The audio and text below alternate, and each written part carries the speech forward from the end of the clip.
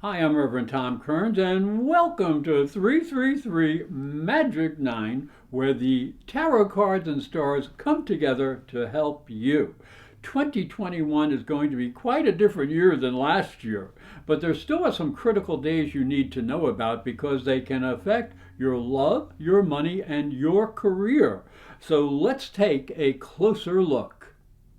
Capricorn, the card for the first quarter, January, February, March, is the Three of Wands. And if you look at this card, you see he is looking into the future. There's a bright horizon.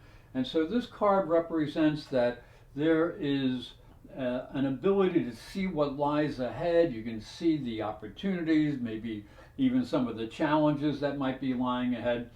But it's a very positive card. Look how bright and sunny it is. So, after last year, with all that was going on, this is a much more hopeful card. Now, the first aspect that we want to talk about is Jupiter and Saturn. Now, Jupiter and Saturn were with Pluto in Capricorn last year, and that caused, or that reflects the type of energy, all the difficulty in government and structure, in the pandemic. That's a Pluto type of thing. So all of that energy now is starting to break free. Jupiter is still conjunct Saturn, but they're moving forward. And Jupiter will move faster than Saturn, and this is happening in the second house of resources, money, and talents. So all of the separation here allows the energy of Jupiter to be more active and in its own way, and then Saturn to be active in its own way. So there's going to have to be some balance between your enthusiasm and the ability to create long-term goals with this, which is Saturn, and how that will affect you financially. So keep a real close eye on opportunities that come to you for making more money. Now, the next thing that we're going to talk about is a Mars square to Saturn that's happening on the 13th. Now, Mars is the red line up here, and it's going to be squaring Saturn right there. And this is two different energies. Mars is very aggressive and ambitious. He's the god of war. And the Saturn energy is more stable and more conservative. So when Mars squares Saturn, there's a tendency to have a frustrating experience. Now, this is going to happen from fixed signs, so that makes it maybe a little bit more difficult too. So Mars tries to be dominant, and Saturn says, "Oh no, you won't." So again, be a little bit careful with money, and since this is so close going into the fifth house, it might have to do with overindulging or overspending, but it also might represent a sense of not feeling secure enough, and that's never a good thing at all. The very next day, Uranus turns direct on the 14th. Now, when Uranus turns direct, it's going to happen in your fifth house, and that's a good house for love and romance and things like that. So there may be some changes in that area and some new opportunities. The only question with Uranus is you can never tell exactly what he is going to do. So you got to be a little careful with Uranus. Now, after that, the week of the 17th, there's a very big aspect, and that is going to be Mars conjunct Uranus.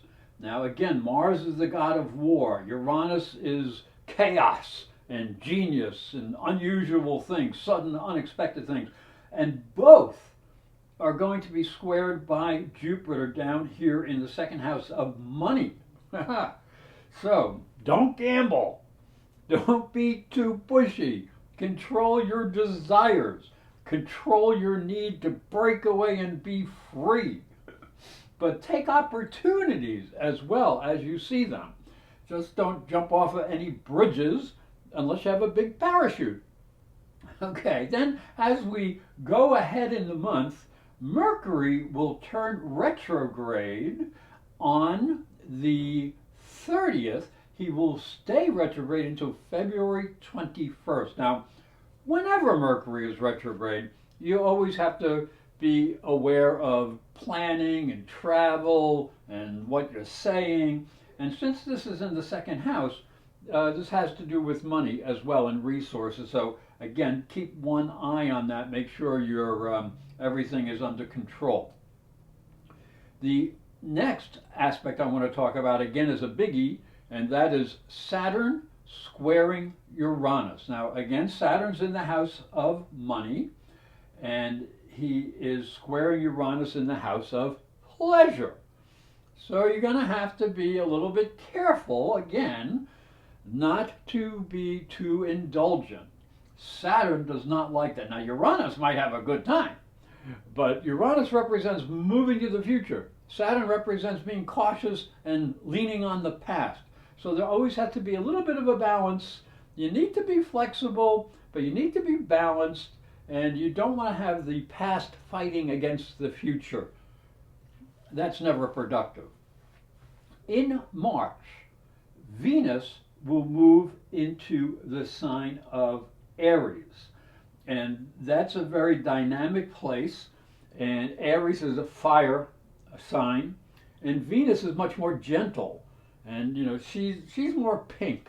I have her in powder blue here, but you know she's like not really fiery, so she has a little bit of trouble in Aries because Aries tends to be a little bit too independent, and independence does not go well in relationships. So if you're in a relationship, make sure you're not acting too independent or too challenging of the people that you are with. As we go into the second quarter, the card is the Seven of Pentacles or coins. Now, this represents what we have accrued, okay? The money, the resources, and things of that nature. But there's something not happening here. There's no motion. So this is a time, again, of perhaps reflecting, pausing. So before using what you have gained, think about it carefully. As we look into the aspects, one of the reasons we might have to be cautious with our money is that there is going to be a square between Mars and Neptune. Now, Mars is in the area of work and daily routine. That's the sixth house here. So you have to be careful with work. And Neptune is down here in the area of mind and communication. So you have to be careful in that area as well. Don't let anything muddy the waters. Don't let confusion come in. Watch the details at work, and watch your stress level so you don't hurt yourself by stressing yourself out and hurting your health. That would not be a good thing. Mercury and Venus will conjunct Uranus. Now, Mercury is the deep blue line. Venus is the powder blue line. This is Uranus right here. Again, this is in the fifth house of pleasure. Now, this can be really good because, you know, Uranus is somewhat creative, and Venus is really loving. And the fifth house is a great place for Venus. And it's in the sign of Taurus, which she rules. And Mercury loves to talk. So you have Venus and Mercury together, which is really nice, but always the question is Uranus, because you can never tell exactly how Uranus is going to act. So enjoy yourself, without a doubt, maybe be romantic, but just keep one foot on the ground so you don't go, you know, a little crazy or anything. The next thing we have is, when we go into May, Jupiter will enter Pisces. And that's Jupiter down here, the green line. And this will be the first time in 12 years. Now, Jupiter is happy in Pisces because he used to rule the sign of Pisces. So Jupiter expands. Pisces is sensitive. Pisces is spiritual. Pisces brings healing. So all of those things are very important, as well as your intuition, because this is the house of the mind. So travel, education in, let's say, detailed things, analysis of the way you feel, all of those things are under the good auspices of Jupiter and Neptune. So remember, that's really a good one. Then we have Mercury and Saturn. In the last week of May, they both go retrograde. So again, Saturn is the orange, and here is the blue, the deep blue line for Mercury. That's in the house of work. This is in the house of money. So when these planets go retrograde, it usually represents having to review something or adjust something. So Saturn in the second house would suggest you have to, review your resources and your money. What are you spending your money on? Mercury in the sixth house is the house of work. So how are you making your money? What are you doing to make your money? You might make some adjustments there. Be careful with details and with computer glitches, travel glitches, planning, that kind of stuff. So keep one eye there. As we get into June, Mars, remember Mars is the god of war, he will be opposing Pluto. Now Pluto's right down there in the first house, and Pluto has been in Capricorn since 2008 and has been forcing you to make changes to your personality, the way you project yourself. What you have to be careful here is that Mars is really aggressive and Pluto is Hades, the god of the underworld. So don't do anything sneaky or underhanded, and keep one eye out, make sure nobody's trying to manipulate you, because this can bring ego problems, so be careful with the ego. Mercury will go direct on the 22nd in Gemini, so this is good. All right, so Mercury rules the sign of Gemini, and when he goes direct, that means things can start straightening out. Communication straightens out, details are clearer, so it's really a very good thing. So look forward to that. On June 20th, Jupiter, and on June 25th, Neptune, both will go retrograde.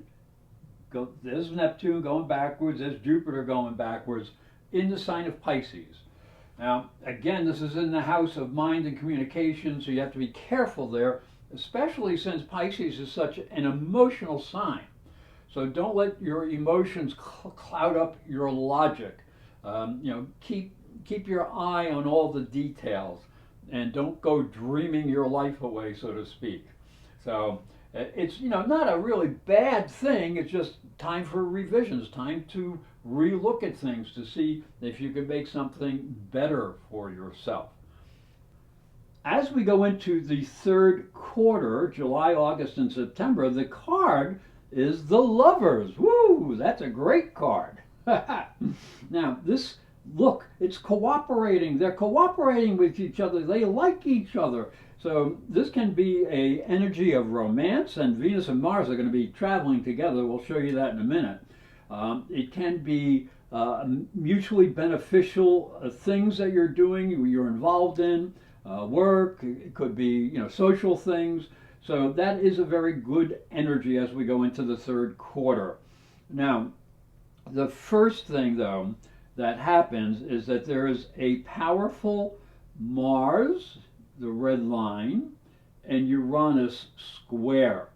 And again, it's going to be from fixed sign to fixed sign.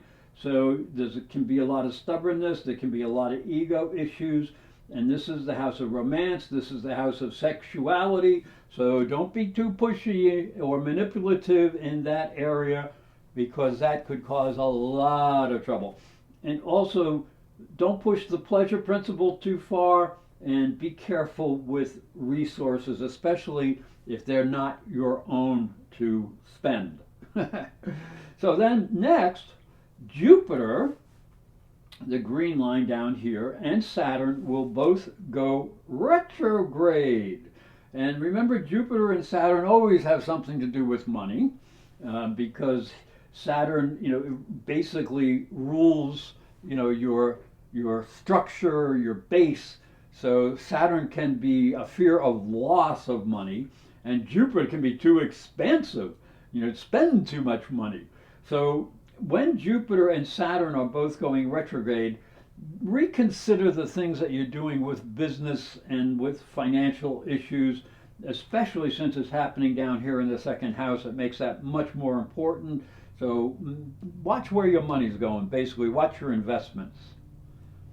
Now, next is Venus and Mars. They are together. Remember the lovers? They are together, and they're moving together in the sign of Leo in July. And this can be really, really good. Lights up your creativity, your romantic possibilities. But don't push it too far, because both Mars and Venus, the nice little blue line there, are going to be squaring Uranus. And Uranus, you can never tell exactly what's coming with Uranus. So you always have to be a little bit aware. So don't be too pushy, and again, don't be too independent, because you want to enjoy the Venus-Mars thing. That can be fun. Now, as we go into August, Venus and Mars are still moving together, but now they are in the sign of Virgo, and they're up here in the ninth house. Now, the ninth house deals with abstract thought, higher mind, and people with different ideas than what you have. So you're going to have to be able to be flexible about that. You're going to have to give other people a chance to express themselves. And when Venus and Mars are in Virgo, they're not really that happy, because Virgo tends to be a little bit critical. And boy, you can't be critical in love. You can't say, oh, you look terrible today, dear. You got to say, hey, boy, you look good. So watch out for the criticism. Uranus then goes retrograde on the 19th in the sign of Taurus. So he's going to start moving backwards. And again, that is in the fifth house. So what that means is you're going to have to relook at what you're doing in romance, what you're doing in creative projects. They might have to be changed a little bit or adjusted a little bit. And this house also deals with children.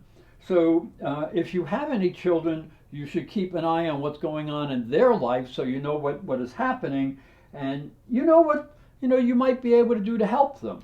So this is really a nice place, the fifth house. It's a fun house. So the only other thing, you might overspend or overindulge, because the fifth house is noted for that. So be a little bit careful not to do that. As we go into September, and this is really very interesting, September has Jupiter right there, Saturn there, Uranus there, Neptune, and Pluto all going retrograde. Now, that definitely suggests revision, thinking things over, looking at your plans to see if they're realistic or not, things of that nature.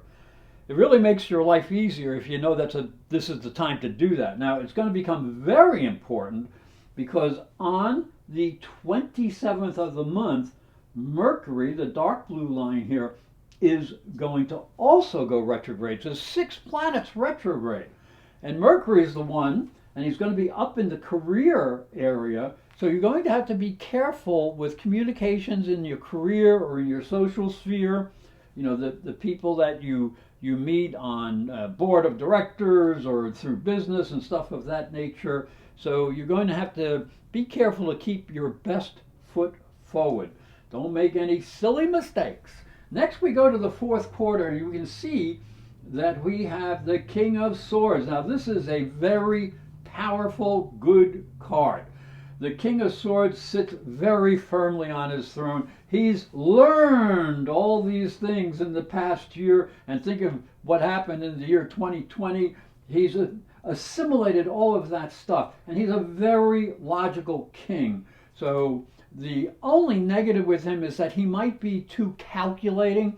He might not be warm enough. So maintain warmth where it is needed. But remember, he's strong, and he knows where he is going. So October, November, and December, the fourth quarter, is a time for moving ahead. And this is because Pluto, Saturn, Jupiter, and Mercury all are going direct. So this really helps communications and business. It also helps you make any personal changes that you have to make.